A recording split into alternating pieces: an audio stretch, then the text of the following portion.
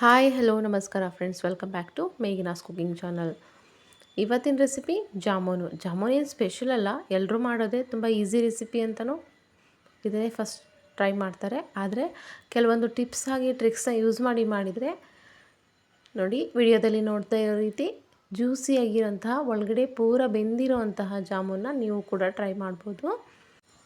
ಹಾಗಿದ್ರೆ ಮಾಡೋ ವಿಧಾನ ನೋಡ್ಕೊಂಬರೋಣ ಬನ್ನಿ. ಮೊದಲಿಗೆ ನಾನಿಲ್ಲಿ 200 ಗ್ರಾಮ್ನಷ್ಟು ಜಾಮೂನ್ ಪೌಡ್ರನ್ನ ಹಾಕ್ತಾಯಿದ್ದೀನಿ. ಇದನ್ನು ಒಂದ್ಸರಿ ಚೆನ್ನಾಗಿ ಕಲಿಸ್ಕೊಂಡ್ಬಿಟ್ಟು ಹಾಗೆ ಸ್ವಲ್ಪದಾಗೆ ನೀರನ್ನ ಹಾಕಿ ಚೆನ್ನಾಗಿ ಬೆರಳಲ್ಲೇ ಕಲಿಸ್ಕೋಬೇಕು, ನಾದ್ಕೋಬಾರ್ದು.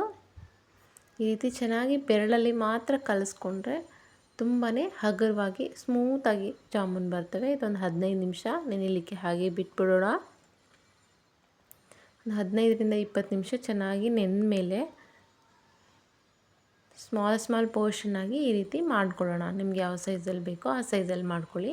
ಹಾಗೆಯೇ ಒಂದು ಕೈಗೆ ಆಯಿಲ್ನ ಸ್ಪ್ರೆಡ್ ಮಾಡ್ಕೊಂಬಿಟ್ಟು ಯಾವುದೇ ರೀತಿ ಕ್ರ್ಯಾಕ್ ಇರಬಾರ್ದು, ಆ ರೀತಿ ನೈಸಾಗಿ ಈ ರೀತಿ ಉಂಡೆ ಥರ ಮಾಡ್ಕೊಳ್ಳಿ.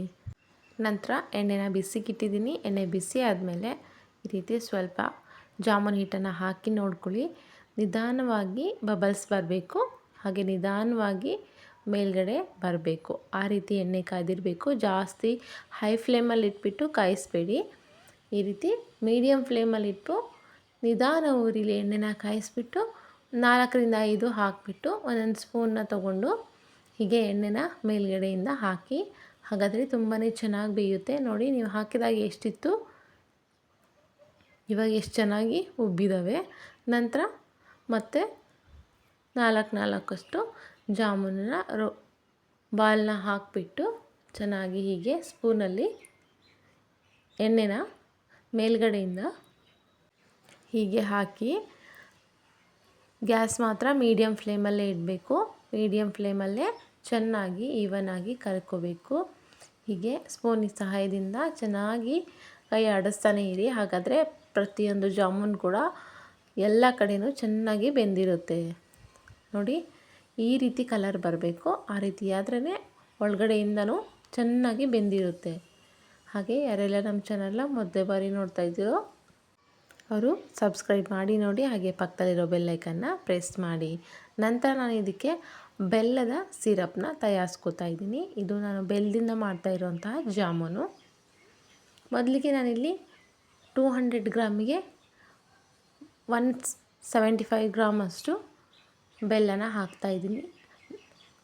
ನಾವು ಯಾವ ಬೌಲಲ್ಲಿ ಬೆಲ್ಲ ಹಾಕ್ಕೊಂಡಿರ್ತೀವಲ್ಲ ಅದೇ ಬೌಲಲ್ಲಿ 2 ಬೌಲಷ್ಟು ನೀರನ್ನ ಹಾಕ್ಕೊಂಡು ಚೆನ್ನಾಗಿ ಕರಗಿಸ್ಕೋಬೇಕು.